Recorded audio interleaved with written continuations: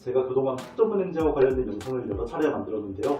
영상 편집 능력이 많이 부족함에도 불구하고 영상을 보신 분들께서 학점은행제의 활용 방법, 꼭 체크해야 할 학점은행제 교육 제도에 대해서 정보를 얻어가셨고 그에 대한 감사의 인사도 아낌없이 해주셨죠. 감사의 인사를 해주신 모든 학습자분들께 이 자리를 빌려서 진심으로 감사하다는 말을 전합니다. 그렇지만 저희 기준에서는 아직도 잘못된 정보들이 인터넷상에선 정설처럼 퍼지고 있다는 게 여전히 불편한데요. 더 나아가서 이러한 잘못된 정보가 학생들에게 흘러들어가고 학생의 학습 과정에 혼동을 주는 상황이라서 이번에는 조금 더 쉽고 정확하게 학점은행제를 하는 학생이라면 꼭 알아야 하는 사실 빠르게 전달해드리는 시간 가져보도록 하겠습니다.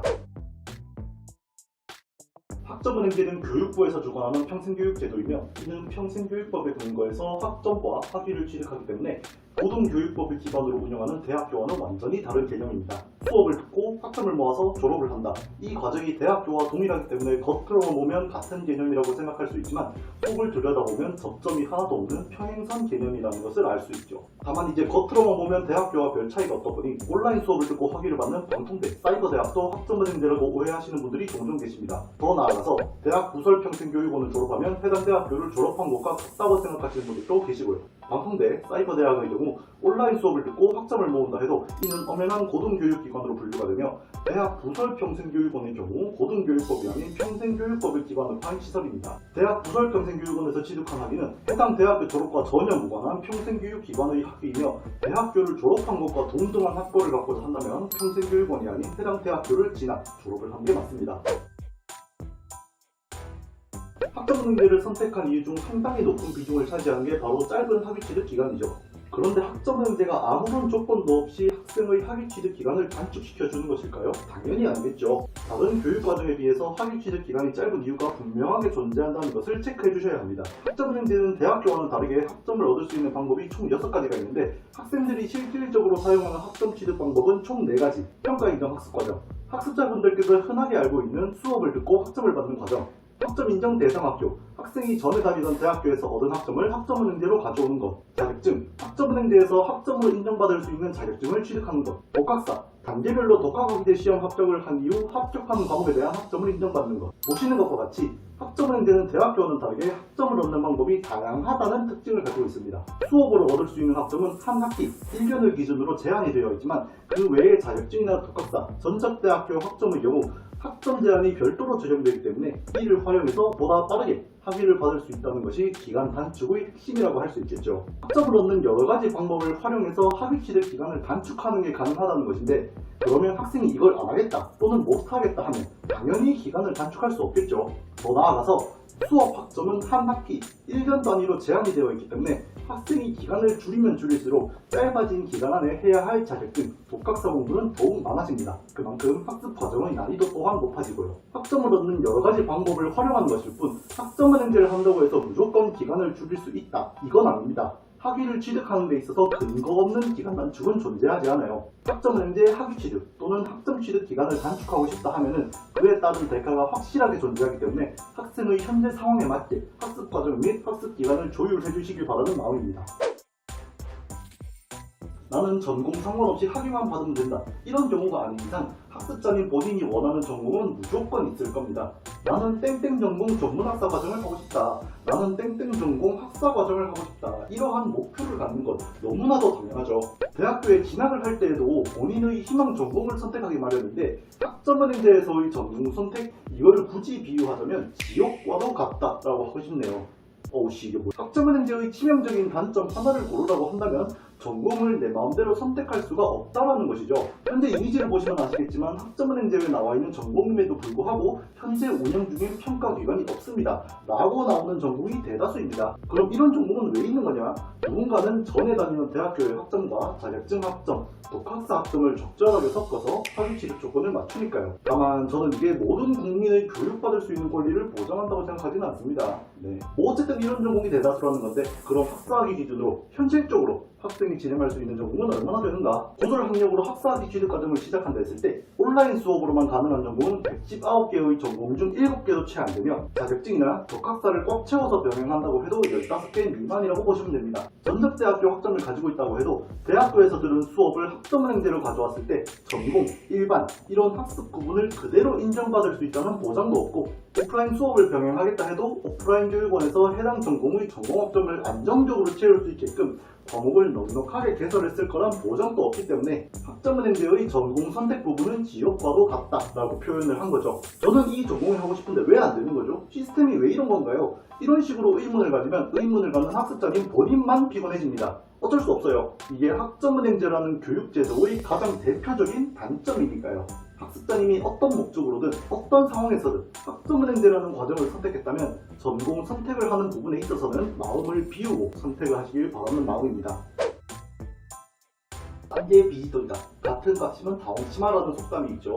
내 지갑에서 돈 나가는 것에 대해서는 예로부터 신중했다는 것을 알 수 있는 속담이라고 생각을 합니다. 학점은행제를 진행할 때에도 수강료에 대한 부분 또한 상당히 중요하게 생각을 하겠죠. 본인의 지갑에서 돈이 나가는 건데 어떻게 안 중요할 수가 있겠습니까? 그런데 이거는 이미 답이 나와 있습니다. 썸네일로 제가 학습자분들의 이목을 끌었던 것처럼 학점은행제 수업은 저렴한 곳에서 듣는 게 최고라고 당당하게 말씀을 드립니다. 학점은행제를 진행한다면 어떤 교육원에서 수업을 들을 것인가?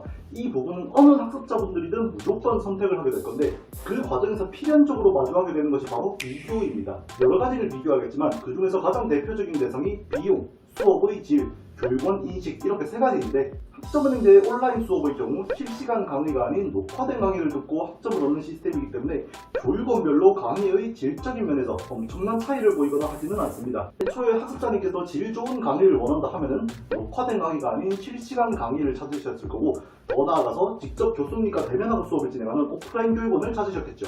그리고 이제 교육원의 인식, 교육원의 인식이라고 하면 수업 난이도라든가 점수를 잘 주는 곳인가 이런 내용이라고 보면 되는데 학습자분들이 교육원 인식에 대해서는 크게 신경 쓰실 필요가 없어요. 난이도라는 것 자체가 상대적인 내용이다 보니까 A 교육원이 쉽다고 해서 들었는데 막상 해보니까 어려운데 라고 생각할 수도 있는 거고 반대로 B 교육원은 어렵다고 하는데 내가 막상 해보니까 괜찮네 라고 할 수도 있는 겁니다. 점수를 잘 주는가 안 주는가 이것도 마찬가지죠. 점수를 잘 주는 교육원이라고 해서 학습자님이 무조건 점수를 잘 받을 거란 보장이 없습니다. 그래서 교육원 인식 관련된 내용은 뭐 난이도가 어려운 교육원이다, 점수를 짜게 주는 교육원이다 이런 건 전부 다 무시하시면 됩니다. 그럼 이제 남은 건 비용 이 친구밖에 없는데 지금까지 제가 말한 내용들을 정리하면 온라인 강의 기준으로는 어느 교육원에 가든 난이도나 강의의 질적인 부분에서는 큰 차이가 없다는 것인데 비용, 얘만 다르다는 것입니다. 물론 이제 오프라인 교육원을 선택했다거나 혹은 소수의 교육원에서만 운영하는 전공, 대표적으로 체육학, 공학계열, 디자인, 미용, 법학 등의 전공처럼 예외는 존재합니다. 다만 이제 위의 예외사항이 아니라 누구나 보편적으로 선택하는 과정, 대표적으로 경영학, 심리학, 아동학, 아예 전공 상관없이 학점만 얻으셔도 되는 분들, 이런 분들이라면 그냥 수강료가 저렴한 곳을 찾아서 수업을 듣는 게 최고입니다. 왜? 어디 가도 다 비슷하다면 내가 굳이 비싼 돈을 내고 수업을 들어야 할 필요는 없으니까. 그래서 학습자분들이 학점은행제 비용에 관련된 부분을 체크할 땐 조금 다른 시선으로 접근할 필요가 있다고 말씀을 드리고 싶습니다. 비용이 저렴한 교육원은 안 좋은 교육원이 아니라 수강료 경쟁에서 우위를 점하고 있는 교육원이다 라고 대학교도 등록금 저렴한 곳을 선호하는데 학점은행제라고 해서 수강료 저렴한 교육원을 피해야 할 이유는 없지 않을까 라고 말이죠. 학점은행제 하면 빼놓을 수 없는 게 바로 플래너의 존재입니다. 플래너랑 같이 하는 게 좋은지 아니면 혼자 하는 게 좋은지, 플래너는 정확하게 어떤 업무를 하는지 등 플래너와 관련된 질문은 여러 가지로 파생이 되죠. 결론부터 말하면 일단 학점은행제를 진행할 때 플래너와 함께 하느냐 아니냐는 필수사항이 아닌 선택사항이라는 겁니다. 플래너의 역할, 이걸 한 줄 요약하면 학생의 학점은행제 과정을 1대1로 직접 안내하고 설명해주는 것이고요. 학습 안내의 기간은 당연히 학생의 학점은행제 과정이 완전히 종료될 때까지입니다. 이게 플래너의 역할인데 그럼 이게 공짜로 이루어지느냐? 당연히 아닙니다. 세상에 공짜는 없다라는 말이 있죠. 플래너가 안내해주는 교육기관은 복합으로 수업을 진행하는 기관보다 최소 1.5배 이상 수강료가 비싸기 때문에 공짜라고는 절대 말을 할 수가 없어요. 교육원 수강료가 비싼 것도 체크포인트이지만 학습자분들이 자주 놓치는 부분이 플래너와 함께 한다. 이는 곧 나의 학습 과정에 사람이 엮인다는 것입니다. 사람이랑 엮이는 것이다 보니까 플래너와 함께 했을 때 같이 하길 잘했다 라고 할 수도 있지만 그 반대의 경우도 분명하게 존재하겠죠. 이걸 이제 정리해보면 학생의 선택에 따라서 더 비싼 수강료를 지불하고 학습 과정에 대한 안내를 받는 건데 추가로 발생되는 비용을 지불했음에도 불구하고 100% 확실하게 만족할 만한 결과를 얻는다는 보장이 없다는 것. 저는 이게 학원의 특징과 많이 닮았다고 생각을 합니다. 학원을 가는 게 무조건 좋다고 강요해도 내가 안 가면 그만. 내가 돈을 지불해서 학원을 다니지만 학원을 다닌다고 해서 무조건 만족할 만한 결과를 얻는다는 보장이 없잖아요. 플래너도 똑같습니다. 플래너와 함께 하는 게 좋다고 강요해도 학생이 안 하면 그만. 학생이 돈을 더 많이 지불해서 플래너와 함께 진행을 하는데 플래너와 함께 진행을 한다고 해서 무조건 만족할 만한 결과를 얻는다는 보장이 없죠. 그렇기 때문에 학점은행제의 플래너와 관련된 내용은 학습자님 본인이 나는 플래너가 하고 싶다 라고 마음을 굳힌 게 아닌 이상 같이 해야 할 필요도 없고 의무도 없다는 것. 플래너와 함께 학점은행제를 병행하는 것은 필수가 아닌 선택이며 이는 어느 누구도 대신해서 결정할 수 없는 학점은행제 수강생의 절대적인 권한이라는 것. 이것을 꼭 알아주셨으면 좋겠습니다. 같이 하고 싶으면 같이 하는 거고 아니면 혼자 하는 거죠. 여기에 어떤 부가 설명이 필요하겠습니까?